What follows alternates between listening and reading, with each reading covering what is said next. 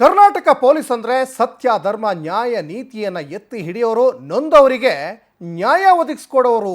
ಅಷ್ಟರ ಮಟ್ಟಿಗೆ ಕರ್ನಾಟಕ ಪೊಲೀಸ್ನವ್ರ ಮೇಲೆ ಒಂದು ಹೆಮ್ಮೆ ಇದೆ. ಆದರೆ ಇಂತಹ ಕರ್ನಾಟಕ ಪೊಲೀಸ್ನವರಲ್ಲಿ ಕೆಲವರು ಒಂದಿಷ್ಟು ಇಲ್ಲೀಗಲ್ ಆಕ್ಟಿವಿಟೀಸ್ ಮಾಡ್ತಾರೆ.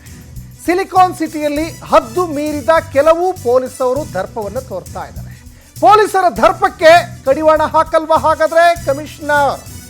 ಇದೇನ ನಿಮ್ಮ ಜನಸ್ನೇಹಿ ಪೊಲೀಸ್ ವ್ಯವಸ್ಥೆ? ಈಗ ನೋಡಿದರೆ ಅವ್ಯವಸ್ಥೆ ಆಗಿದೆ. ಒಂದು ಟೀ ಅಂಗಡಿ ಹುಡುಗನ ಮೇಲೆ ಇನ್ಸ್ಪೆಕ್ಟರ್ ದರ್ಪ ತೋರಿದ್ದಾರೆ, ಹಲ್ಲೆ ಮಾಡಿದ್ದಾರೆ. ಇನ್ನೊಂದು ಕಡೆ ದೂರುದಾರನಿಗೆ PSI ಧಮಕಿ ಹಾಕಿದ್ದಾರೆ. ರಾಜಧಾನಿ ಬೆಂಗಳೂರಿನಲ್ಲಿ ಏನಾಗ್ತಾ ಇದೆ ಹಾಗಾದ್ರೆ? ಇದೇನ ವ್ಯವಸ್ಥೆ ಇದು? ಸಿಲಿಕಾನ್ ಸಿಟಿಯಲ್ಲಿ ಪೊಲೀಸ್ ಅವರ ದರ್ಪವೇ ಈಗ ಹದ್ದು ಮೀರ್ತಾ ಇದೆ. ನೋಡಿ,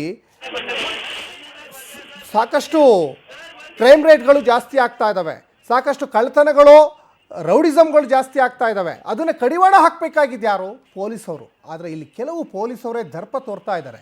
ನಿಮ್ಮದು ದರ್ಪ ಈ ಒಬ್ಬ ಟೀ ಅಂಗಡಿಯವನ ಮೇಲ, ಪಾಪ ಅವನು ಕಷ್ಟಪಟ್ಕೊಂಡು ಹೊಟ್ಟೆಪಾಡಿಗೋಸ್ಕರ ಒಂದು ಟೀ ಅಂಗಡಿ ಹಾಕ್ಕೊಂಡಿರ್ತಾನೆ. ಆದರೆ ಹೋಗಿ ಅವನಿಗೆ ನೀವು ಅವಾಚ್ಯವಾಗಿ ಬೈಯೋದು, ನಿಲ್ಲಿಸೋದು, ಹೊಡೆಯೋದು. ನೋಡಿ, ಆ ದೃಶ್ಯಗಳಲ್ಲಿ ಗಮನಿಸ್ತಾ ಇದ್ದೀರಾ. ನಿಮಗೆ ಯೂನಿಫಾರ್ಮ್ ಕೊಟ್ಟಿದ್ದಾರೆ, ಬೆಲ್ಟ್ ಕೊಟ್ಟಿದ್ದಾರೆ, ಭುಜದ ಮೇಲೆ ಸ್ಟಾರ್ ಕೊಟ್ಟಿದ್ದಾರೆ ಅಂದರೆ ಅದಕ್ಕೆ ಆದಂಥ ಒಂದು ಘನತೆ ಇದೆ, ಗೌರವ ಇದೆ. ಅದನ್ನು ನೀವು ಕಾಪಾಡ್ಕೊಳ್ಬೇಕಲ್ವಾ? ಹಾಗಾಗಿನೇ ನಾವು ಶುರುವಿನಲ್ಲಿ ಹೇಳಿದ್ದು ಕರ್ನಾಟಕ ಪೊಲೀಸ್ನವರಿಗೆ ಅವ್ರದ್ದೇ ಆದಂತಹ ಒಂದು ಘನತೆ ಇದೆ, ಗೌರವ ಇದೆ ಅಂತ. ಅದನ್ನು ದುರ್ಬಳಕೆ ಮಾಡ್ಕೊಳ್ಬಾರ್ದು, ಸದ್ಬಳಕೆ ಮಾಡ್ಕೋಬೇಕು. ಪೊಲೀಸ್ ಅಂದರೆ ಕೈ ಎತ್ತಿ ಮುಗಿಯೋಂಗಿರಬೇಕು, ಕ್ಯಾಕರಿಸಿ ಚೀ ಥೂ ಅಂತ ಉಗಿಯೋಂಗಿರಬಾರ್ದು. ಕೆಲವು ಪೊಲೀಸ್ನವರಿಂದ ಇಡೀ ಇಲಾಖೆಗೆ ಕೆಟ್ಟ ಹೆಸರು ಬರ್ತಾ ಇದೆ. ಸಾಕಷ್ಟು ಜನ ಇಂಥ ಟೀ ಅಂಗಡಿಯವ್ರು ಹೇಳ್ತಾರೆ, ನಮ್ಮ ಹತ್ರನೂ ಬಿಡಲ್ಲ ಸರ್,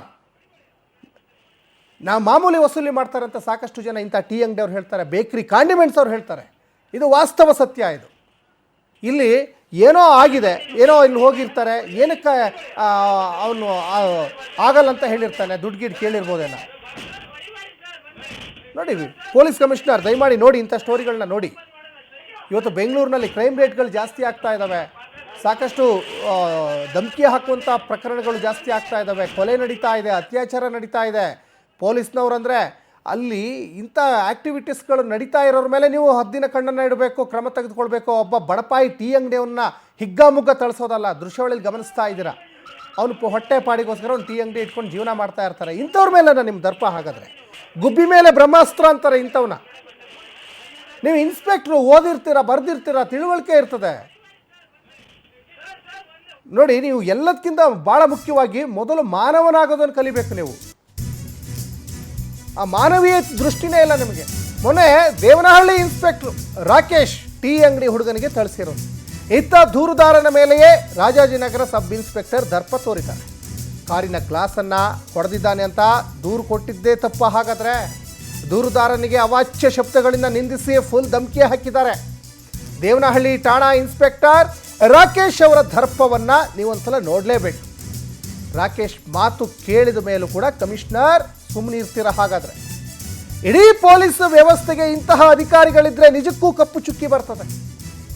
ಮೊನ್ನೆ ದೇವನಹಳ್ಳಿ ಇನ್ಸ್ಪೆಕ್ಟರ್ ರಾಕೇಶ್ ಟೀ ಅಂಗಡಿ ಹುಡುಗನಿಗೆ ಥಳಿಸಿರುವಂಥದ್ದು. ಅಲ್ಲಿ ರಾಜಾಜಿನಗರ ಸಬ್ ಇನ್ಸ್ಪೆಕ್ಟ್ರು ಈಗ ದರ್ಪ ತೋರಿದ್ದಾರೆ. ಈ ಕಡೆ ಇನ್ನೊಂದು ಕಡೆ ಇಲ್ಲಿ ಕಾರಿನ ಗ್ಲಾಸನ್ನು ಹೊಡೆದಿದ್ದಾರೆ ಅಂತ ದೂರು ಕೊಟ್ಟಿದ್ದೆ ತಪ್ಪಾಗ್ಬಿಟ್ಟದ್ದು. ಇವರಿಗೆ ದೂರುದಾರನಿಗೇ ಅವಾಚ್ಯ ಶಬ್ದಗಳಿಂದ ನಿಂದಿಸಿದ್ದಾರೆ. ಏನೇನು ಮಾತಾಡಿದ್ದಾರೆ ಇನ್ಸ್ಪೆಕ್ಟ್ರು ರಾಕೇಶ್ ಮತ್ತು ದೂರುದಾರ, ಅದನ್ನು ತೋರಿಸ್ತೀವಿ ನೋಡಿ. ನೀವು ಕಂಪ್ಲೇಂಟ್ ತಗೊಳ್ಳದೆ ನೀವು ಅಲ್ಲಿ ಬಂದೇ ಇಲ್ಲ, ಬೈಕೇ ಬಂದಿಲ್ಲ ಅಂದ್ರೆ ಅದನ್ನೇ ನಾನು ನಿಮ್ಗೆ ಕೇಳ್ತಾ ಇದ್ದೀನಿ. ಕಂಪ್ಲೇಂಟ್ ಏನಕ್ಕೆ ತಗೊಂತಾ ಇಲ್ಲ 2 ದಿನ ಆದ್ರೂ ಅಂತ ಹೇಳ್ಬಿಟ್ಟು. ನಿಮ್ಮ ಹತ್ರ ಎಲ್ಲ ರೈಟ್ ಅದ ಕಂಪ್ಲೇಂಟ್ ಕೊಟ್ಟಾಗಿದೆ. ನೀವು ಕೇಳಿ, ನೀವು ರೈಟ್ ಹತ್ರ ಕೇಳಿ, ಕಂಪ್ಲೇಂಟ್ ಕೊಟ್ಟಿಲ್ಲ ಅಂದ್ರೆ ಆಮೇಲೆ ಮಾತಾಡೋಣ. ಹಾ, ಅದಕ್ಕೆ ಮಾತಾಡ್ಬಿಡ್ತೀಯ ನೀನು? ಅಲ್ಲ, ನೀನು ಅದಕ್ಕೆ ನೀನು ಅಲ್ಲ, ನೀನು ನಮ್ಮ ಹೌದು. ಅಲ್ಲ ಅಲ್ಲ, ಅದಕ್ಕೆ ನೀನು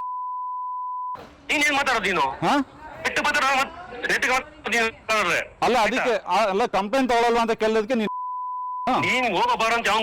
ಯಾರು? ನಾನು ಅಂದಿದ್ದ, ನೀನ್ ಅಂದಿದ್ ಫಸ್ಟ್. ಅಲ್ಲ, ಸ್ಟೇಷನ್ ಬರ್ತೀನಿ, ಬಂದ್ಮೇಲೆ ನಿನ್ಗೆ ಅಟೆಂಡ್ ಮಾಡಕ್ಕಾಗಲ್ಲ, ಇವಾಗ ಕರೀತಾ ಇದೆಯಾ ಮತ್ತೆ ನೀನು? ಸ್ಟೇಷನ್ ಬಂದ್ ಸರಿ ಇರಲ್ಲ, ಎಲ್ಲಿ ಅಲ್ಲಿ ಯಾರು ಇವನು? ಎಲ್ಲಿದ್ಯೋ ಕಟ್ ಮಾಡಿ. ಎಲ್ಲಿದೆ ನೀನು? ನೀವು ಕಂಪ್ಲೇಂಟೇ ತಗೊಳ್ಳದೆ ನೀವು ಅಲ್ಲಿ ಬಂದೇ ಇಲ್ಲ, ಬೈಕೇ ಬಂದಿಲ್ಲ ಅಂದ್ರೆ ಕಂಪ್ಲೇಂಟ್ ಕೊಡಕ್ಕೆ ಕಂಪ್ಲೇಂಟ್ ನೀನು ಎಲ್ಲಿ ಕೊಟ್ಟಿದೆ ಕಂಪ್ಲೇಂಟ್? ಪ್ರೂಫ್ ಕೊಡು, ಎಲ್ಲಿ ಕೊಟ್ಟಿದೆ ಕಂಪ್ಲೇಂಟ್? ನೀನು ಬರ್ಕೊಟ್ಟಿಲ್ವಲ್ಲ? ಅದನ್ನೇ ನಾನು ನಿಮ್ಗೆ ಕೇಳ್ತಾ ಇದೀನಿ. ಕಂಪ್ಲೇಂಟ್ ಏನಕ್ಕೆ ತಗೊಂತ ಇಲ್ಲ 2 ದಿನ ಆದ್ರೂ ಅಂತ ಹೇಳ್ಬಿಟ್ಟು. ಕಂಪ್ಲೇಂಟ್ ಎಲ್ಲಿ ಬರ್ಕೊಟ್ಟಿದೆ ನೀನು? ನಿಮ್ಮ ಹತ್ರ ಎಲ್ಲ ರೈಟರ್ ಕಂಪ್ಲೇಂಟ್ ಕೊಟ್ಟಾಗಿದೆ. ಎಷ್ಟು ಕೊಡಲಿ? ಕೊಟ್ಟಿಲ್ಲ, ಕಂಪ್ಲೇಂಟ್ ಕೊಟ್ಟಿಲ್ಲ, ಇಲ್ಲ ನನ್ನ ಹತ್ರ ಕಂಪ್ಲೇಂಟ್ ಇಲ್ಲ.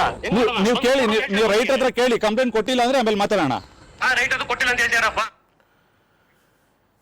ಎಸ್ ಈ ಬಗ್ಗೆ ಸಾಕಷ್ಟು ಡೀಟೇಲ್ಸನ್ನು ನಮ್ಮ ಕ್ರೈಮ್ ರಿಪೋರ್ಟರ್ ವೆಂಕಟೇಶ್ ಕೊಡ್ತಾ ಹೋಗ್ತಾರೆ. ವೆಂಕಟೇಶ್, ದೂರುದಾರನ ಮೇಲೇ ಪೊಲೀಸ್ ಇಲ್ಲಿ ದರ್ಪ ತೋರಿದ್ದಾರೆ, ಆಡಿಯೋ ಕೂಡ ವೈರಲ್ ಆಗ್ತಾ ಇದೆ. ಏನು ಈ ಜಟಾಪಟಿ ಇದು? ದೂರುದಾರನ ಮೇಲೆ ಏನು ಈ ದರ್ಪ ತೋರಿದಾರಲ್ಲ ಇನ್ಸ್ಪೆಕ್ಟ್ರು ಅಂತ? ಸಚಿನ್, ಏನಂತ ಹೇಳಿದ್ರೆ ಇತ್ತೀಚಿನ ದಿನಗಳಲ್ಲಿ ಪೊಲೀಸರು ಸಾರ್ವಜನಿಕರ ವಿರುದ್ಧವಾಗಿ ನಡೆದುಕೊಳ್ಳುವಂತಹ ಪ್ರಕರಣಗಳು ಸಾಕಷ್ಟು ಬೆಳಕಿಗೆ ಬರ್ತಾಯಿದೆ. ಅದರಲ್ಲಿ ಕೆಲವೊಂದಷ್ಟು ಜನ ಧೈರ್ಯ ತೋರಿ ಸಮಾಜದ ಮುಂದೆ ಬರ್ತಾರೆ, ಅಧಿಕಾರಿಗಳ ಒಂದು ಮುಖವನ್ನು ಕೂಡ ಬಯಲು ಮಾಡ್ತಾರೆ. ಆದರೆ ಕೆಲವೊಂದಷ್ಟು ಜನ ಹೆದರ್ಕೊಂಡು ಅದು ಯಾವುದನ್ನು ಕೂಡ ಮಾಡಲ್ಲ. ಯಾಕಂದರೆ ನಾವು ಇಲ್ಲೇ ವಾಸ ಮಾಡಬೇಕು, ಮತ್ತೆ ಪೊಲೀಸರನ್ನ ಎದುರಾಕೊಂಡು ಜೀವನ ಮಾಡೋದಕ್ಕೂ ಕೂಡ ಕಷ್ಟ ಅಂತ ಹೇಳಿ ಸುಮ್ಮನೆ ಆಗ್ತಾ ಇದ್ದಾರೆ. ಆದರೆ ಈಗ ಒಂದು ಆ ಘಟನೆಯನ್ನು ನೋಡಿದ್ರೆ ದೇವನಹಳ್ಳಿ ಇನ್ಸ್ಪೆಕ್ಟರ್ ರಾಕೇಶ್ ಅವರು ಕೂಡ ನಡೆಸಿರುವಂಥ ದರ್ಪ, ಅಲ್ಲಿ ಹೆಚ್ಚಾಗಿ ಇವರು ಬೂದೊಂದೇ ಸೇರಿದಂತೆ ರಿಯಲ್ ಎಸ್ಟೇಟ್ ವ್ಯವಹಾರಗಳಲ್ಲಿ ಭಾಗಿಯಾಗಿ ಅಲ್ಲಿನ ಸಾರ್ವಜನಿಕರು ಮತ್ತು ರಿಯಲ್ ಎಸ್ಟೇಟ್ ಏಜೆನ್ಸಿಗಳಿಗೆ ತುಂಬ ತೊಂದರೆ ಕೊಡ್ತಾ ಇದ್ದಾರೆ, ಹಣ ವಸೂಲಿಯನ್ನು ಮಾಡ್ತಾರೆ ಅಂತ ಹೇಳಿ ಬೆದರಿಕೆಯನ್ನು ಹಾಕ್ತಾ ಇದ್ದಾರೆ. ಅವರ ವಿರುದ್ಧ ಸಾಕಷ್ಟು ಆರೋಪಗಳು ಕೂಡ ಕೇಳಿ ಬರ್ತಾ ಇದೆ. ಇತ್ತೀಚೆಗೆ ಒಂದು ಟೀ ಅಂಗಡಿಯನ್ನೇ ನಡೆಸ್ತಾ ಇದ್ದಂಥ ಯುವಕನು ಕೂಡ ತಿಂಗಳಿಗೆ 10,000 ರೂಪಾಯಿ ಹಪ್ತವನ್ನು ಕೊಡಬೇಕು ಅಂತ ಹೇಳಿ ಧಮಕಿಯನ್ನು ಹಾಕಿದ್ರಂತೆ. ಆತ ಯಾವಾಗ ಕೊಡೋದಿಲ್ಲ ಅಂತ ಹೇಳಿದ ಆ ಸಂದರ್ಭದಲ್ಲಿ ಆತನನ್ನು ಕರ್ಕೊಂಡು ಒಳಗಡೆ ಇದ್ದಂಥ ವೇಳೆಯಲ್ಲಿ ಹೊರಗಡೆ ಹೆರ್ಕೊಂಡು ಬಂದು ಈ ರೀತಿಯಾಗಿ ಹಲ್ಲೆಯನ್ನು ಮಾಡಿರುವಂಥದ್ದು CCTV ಕೂಡ ಅಲ್ಲೇ ರೆಕಾರ್ಡ್ ಆಗಿರುವಂಥದ್ದು. ಮತ್ತೊಂದು ಪ್ರಕರಣ ಅಂತ ಹೇಳಿದರೆ ರಾಜಾಜಿನಗರದ PSI ಒಬ್ಬರು ಕೂಡ ಒಂದು ವ್ಯಕ್ತಿಯೊಬ್ಬ ಗಾಡಿಯನ್ನು ಕಳೆದೋಗಿದೆ, ಅದರ ವಿರುದ್ಧ ಪ್ರಕರಣವನ್ನು ಕೊಡಬೇಕು ಮತ್ತು ತನಿಖೆ ಮಾಡಿ ಅಂತ ಹೇಳಿ ಕೇಳ್ಕೊಂಡಂಥ ವೇಳೆಯಲ್ಲಿ ಆತನನ್ನೇ ನಿಂದಿಸಿರುವಂತಹ ಘಟನೆ ಇದು.